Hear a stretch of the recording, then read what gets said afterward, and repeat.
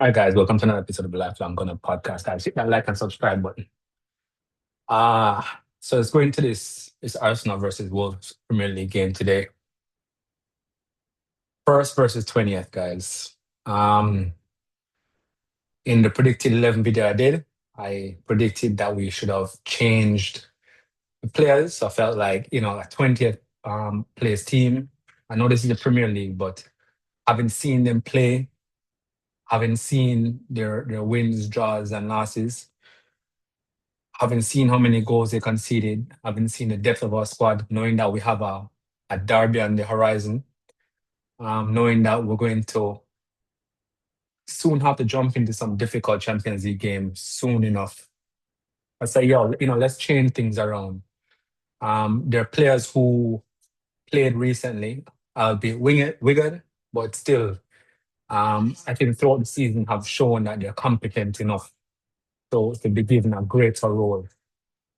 Which will take me into my second video that I will do after this one, which would be titled, Is Mikel Arteta utilizing the squad to his full potential, or is he? As I personally thinking after seeing this game, I think that Mikel Arteta is a nervous wreck, and he wants to win, and he feels like he has to win so bad that he's not thinking straight. And the players that he's trusting is letting him down and seeming to persist with them. But anyways, guys, so you know, I mean, I predicted us to have a different lineup. Um, I wanted Ben White to be in the team today. I'm happy to see that Saka started in the middle because I felt like throughout the season now we don't need any more evidence. I felt like he was not getting as much luck. Maybe the injuries caused him to lose pace. His touch looked very fumbled. He looked pretty much a shadow of himself. This is not the Saka that any of us know by any um stretch of the imagination. So I was happy to see him change roles. It looked like it was working or something that would work against Wigan. And again today it looked like something that was that if we continue to press with it, it might show signs of promise, especially because we can't depend on the fitness of Odegaard right now or Havertz. And Eze is still bedding into the team, so to speak. Still hasn't gotten to the level where he needs to get to. Um, Madueke Martinelli, I was calling for that. Um, maybe I call for Trossard, but Martinelli, Madueke. I mean, those are our sure. I mean, if Saka moves in, then surely those are the two that we're going to start. Pace, I was looking for Jesus, Gabriel Jesus to start up front. Because I felt like Gyökeres just hasn't given us enough. Gyökeres is the type of player that will give you all of this hope, and the next game he takes it all away. So I was saying, like after the last two games or last game and a half or whatever it might be. I mean, he's been patchy all season. And if him does not fall, like there was a ball that was played in the first half, and it was uncontested. If he just threw himself at it, if it was a Calvin, a Calvin Lewin player like this, I would throw yourself at it. You need to get some goals. This is the perfect opportunity. Bottom of the league, Wolves. Thrust yourself at the ball. There's nobody contesting you for the ball. The ball is coming in and is at a good point between the attackers and the keeper. Keeper can't get to it. Throw yourself at it. That's how you get luck in life. You don't get luck by waiting around for it. You do something, you see an action, and you act upon it. It might not work, but it might work, and therein lies the luck. But anyways, let's go through this, guys. So first half, we started on the front foot. So much so that Saka was able to get a goal in the first 5 minutes. So in the fifth minute, he scored a nice ball from Rice, um, dinked into the box, and he was able to get on it. Um, put further to the point that Saka is looking good in that role. Um, Guys, I don't know how many times I'm going to say this. The Arsenal players need to pass the ball with more urgency. The reason why we're so poor and so predictable in the attacking phase because we are dealing on the ball, guys. Pass the fucking ball. Pass it. Pass the fucking ball. I don't know how else to say it, guys. I don't know how else to say it. I see players receiving the ball in midfield and they have no fucking clue what to do next. These are players that cost 60 million pounds or are valued at 60 million pounds. You don't know where the fuck to pass the ball after you have received it. 300,000 pounds a week, 200,000 pounds a week, and you're receiving a fucking ball against Wolves and you don't know where to go next. Absolutely poor. There is not one single solitary player that I've seen in most games for Arsenal this season that have received the ball in midfield or in the attack and know what they're going to do next. That means they have no sense of awareness of what is going on around them. The players that are making runs, I see players making runs and not receiving the ball in the teens. 15 times per game, 17 times per game, 19 times per game. I see players asking for the ball and we just turn around, loop 2 times and pass it back to Incapié. Pass it back to Saliba. Pass it back to Timber. Progress the ball. Scan. Receive the ball and pass it off. Right? So my note is either you're going to pass the bloody ball or you're going to shoot. We're too predictable, guys. And I'm telling you guys, as if you guys would are be able to do something about it. I know you feel the same way I do. It's just frustration.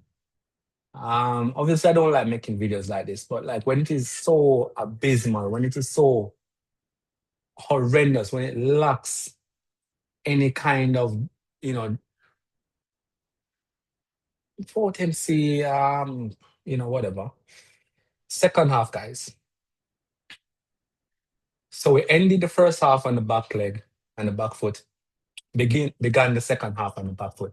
And so I'm saying, like, sometimes I wonder to myself, and I've asked this question multiple times: Who is like, what's the team talk like at halftime? What's the prep? What's the motivational, inspirational conversation? What is the rallying cry if needs be? What is it? I could give a hell of a one, bro. If I was in the situation that I was in right now and I was winning. And I'll tell you what, it wouldn't even take me being in a situation like this. Because it's innate, it's within me to not be a loser. And so if I have to make the most, if I have to give a 300 Sparta speech at the beginning of every game at halftime, if that is my role, I would have no problem and I would get these guys going. Trust me. And nobody's paying me, you know. And that kind of made me feel like there's no leaders in the team and Declan Rice look like a leader and him feel this way and that. But Declan Rice, I'm not convinced that Declan Rice is really voicing his opinion. I can't say that without a shadow of a doubt, but the performance indicates that nobody is putting a strong foot down and letting these guys know what's at stake. I mean, aren't you guys tired of failing? Tired of coming second? Aren't you guys tired of fumbling? Are you guys tired of battling it if you're from England? And I say battle. Aren't you guys tired of battling it? These people out here calling you guys battle jobs. We as Arsenal fans try to defend it to the best of our ability, but somewhere in our minds we know. Because you can't beat a 17th place Nottingham Forest and you can't beat a 20th place Wolves. So what the fuck you going to say? If Man City win the next game, we have surrendered a possible 9-point lead. We've surrendered a 12-point lead. We've surrendered a 7-point lead. We've surrendered a 6-point lead. We've surrendered a 4-point lead. And now we're down to a singular fucking point, guys. 1 point. Second half, despite being on the back foot, Nkapie scores in the 58th minute. Uh, Clever through ball by Big Gabby and top bins. It was allegedly offside, but I saw it and it was onside all day. So I'm glad to see that goal given. First goal for the club. Applause, applause. Um, 2 minutes later, guys. Not even 2 minutes, a minute and a half later, Bueno scores, 60th minute. Um, and then, I just kind of was watching in moments. I kind of just, it's my birthday, guys. I won't lie to you.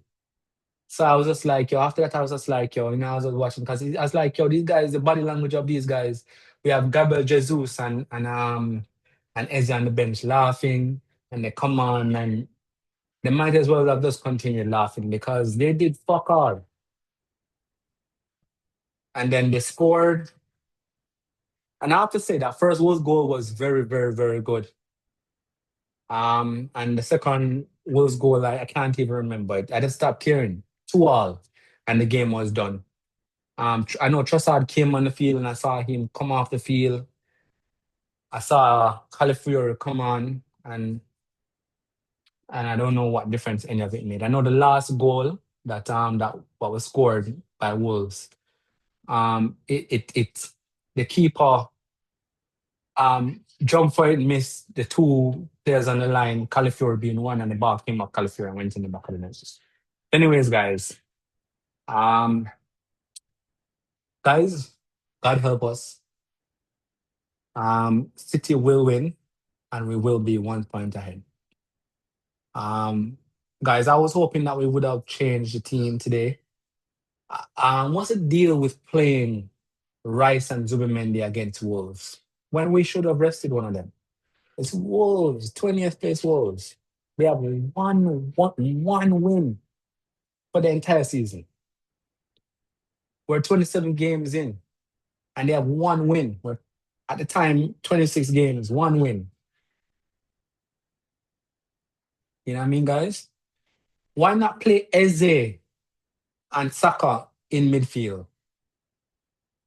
and give Rice a rest? Why not play second Eze and Saka and Eze in midfield and give Zubimendi a rest? Why not? Why not? And if you insist on playing two defensive midfielders against Wolves, then why not play Saka, Norgard, and either Declan Rice or Zubimendi? Why play both of them?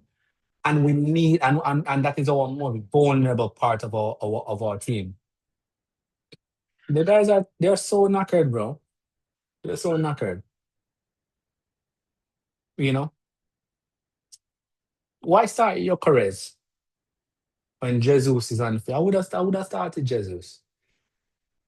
I know Jesus came on and did nada, but I feel like if he had played from the start, I feel like he would have had, Kachokar did nothing, guys. I feel like Jesus would have gotten in the game, you know, when they were doing all that good collaboration, good passing in the first half. I feel like we would have probably, hit, two or three in the first half. And even if we conceded later on or if we started to combust, then at least we would have had a decent cushion. Anyways, guys, like and subscribe and help your boy out, guys. We're going to need a lot of help, guys. And I'll see you on the next one. Peace and love.